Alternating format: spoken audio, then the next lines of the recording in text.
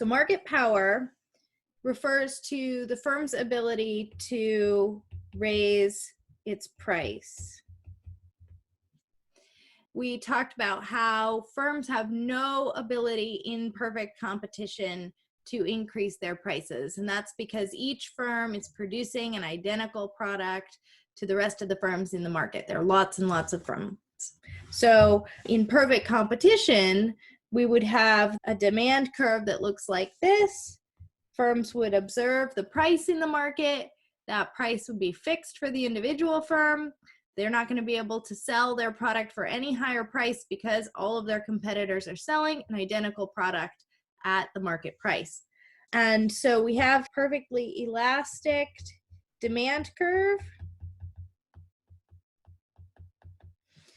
And that means that marginal revenue is just equal to the market price. Marginal revenue, remember, that's the additional revenue from each additional unit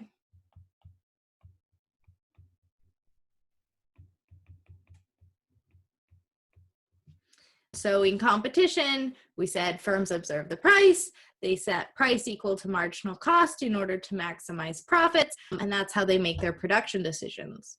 Well, it's going to be a little bit different now when we're talking about firms that have market power or the ability to raise their prices. They don't have a lot of competitors, or maybe in the case of a monopoly, they have no competitors. So they observe the full downward sloping demand curve for that market. And that means that they can raise their prices, but it also means that they observe this inverse relationship between price and quantity. This firm, for example, could set a price of P1. And in that case, customers would choose to buy this quantity Q1. If the firm wanted to sell one more unit of the product,